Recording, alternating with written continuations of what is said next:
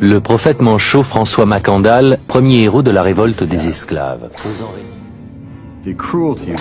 La cruauté qui régnait était sans mesure. Elle ne pouvait qu'engendrer une réaction. Le vaudou a permis l'organisation de plusieurs révoltes, dont la plus célèbre est sans doute celle de Macandal. Dans les années 1740, Macandal empoisonna les puits des Blancs dans tout le pays. Le prophète manchot François Macandal était un prêtre vaudou. Il fut le premier héros de la révolte des esclaves, faisant régner la terreur pendant 18 ans en réponse à la brutalité des Français. Macandal empoisonnait les puits et utilisait le vaudou pour répandre la panique dans toute l'île. Des détails sur la vague de terreur engendrée par Macandal atteignirent bientôt Paris. Il dirige une école où il enseigne son art diabolique. Il a des adeptes aux quatre coins de la colonie, et la mort est à ses ordres. L'esprit terrifiant du baron Samedi fut une arme redoutable. Le baron Samedi traite avec les morts et s'occupe du cimetière. C'est un personnage important de cette religion où la mort est considérée comme un rite de passage, comme la naissance. Ainsi, le baron Samedi est le grand gardien du cimetière, le lieu de notre dernier repos. La révolte des nègres marrons se renforça.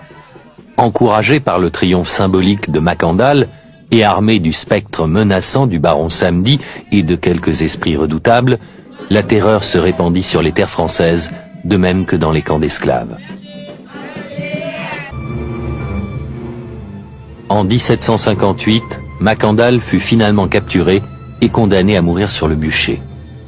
Dans une prophétie, il annonça qu'aucune autorité blanche ne pourrait le tuer, qu'il se métamorphoserait au moment de sa mort et deviendrait un esprit vaudou.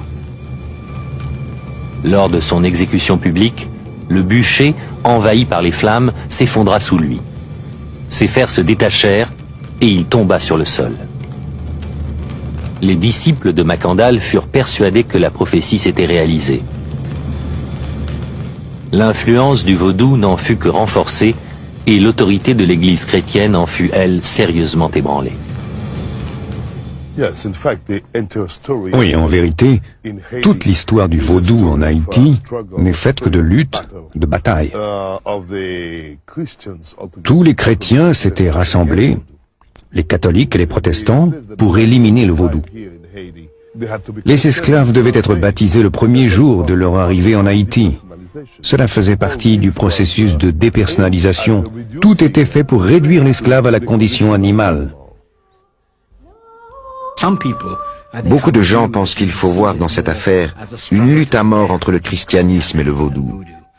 Bien sûr, cette lutte a toujours été là.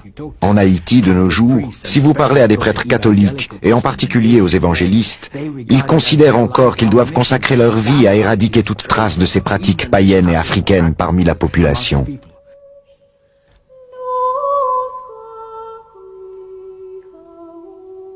Les églises d'Haïti étalaient souvent des symboles du vaudou sur leurs murs. Dans le meilleur des cas, un semblant de paix régnait entre les deux religions. Pourtant, c'est l'Église qui dirigea une campagne de diabolisation du vaudou, l'accusant de magie noire.